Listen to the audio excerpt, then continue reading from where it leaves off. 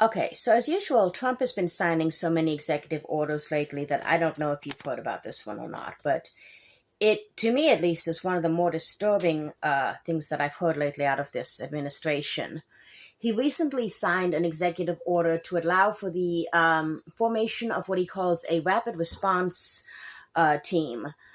What While the details aren't entirely clear on this yet, what this looks like is that he's going to have a website up where people can go and apply to be part of this rapid response team. And it's very non-specific as to who qualifies for this. It says people with something like law enforcement, military, or blah blah blah, or other relevant backgrounds, but it's very vague. And then you can sign up and get to be deputized to respond to, it says in the order, protests and other forms of civil unrest in your area.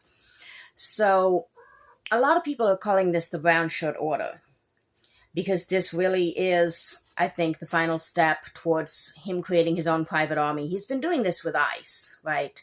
And they've upped their recruitments. They've been trying to recruit massive amounts of people. They've lowered their standards to pretty much let anybody with a racist ideology and a bad attitude in.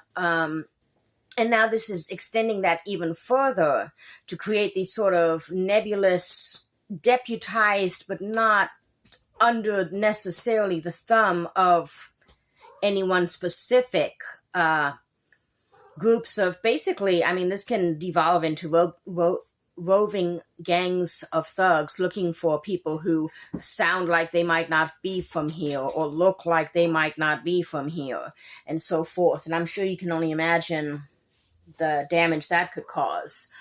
And we're already seeing ICE do this, but this would be like your neighbors and your the people down the street now armed and deputized and able to harass whoever they want to.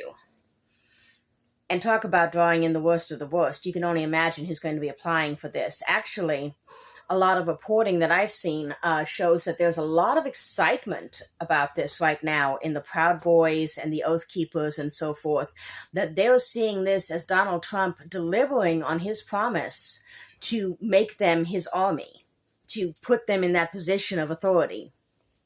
And we know that he's already had private meetings with, like, the leader of the Proud Boys and certain other, people that are very high in this white nationalist, white supremacist sphere. But yeah, this is bad, y'all. This is bad. Like, these people, I don't even know if these people are going to get paid or if they're just doing it for the love of the game. I mean, it's very non-specific at this point, what they've said. And that's one of the keys to a lot of these executive orders and these moves by the Trump administration, is that they are deliberately vague when they make these statements, when they make these laws. Not a law. An executive order is not a law. When they make these, whatever, suggestions, they're deliberately vague, so that later they can interpret it to mean whatever they feel like it means at that moment. But yeah, this is the sort of final step in what he's been doing as far as creating his own private army, removing all of the constraints and restraints on the militarized forces, both within ICE and trying to cross-pollinate with the actual military and get them involved in domestic activities. And there's a lot of indication that he sort of wants to ultimately merge everything, like police, FBI, ICE, the military, into one gigantic sort of Trump force. And the only real qualifications will be loyalty and virulent hatred of your fellow man.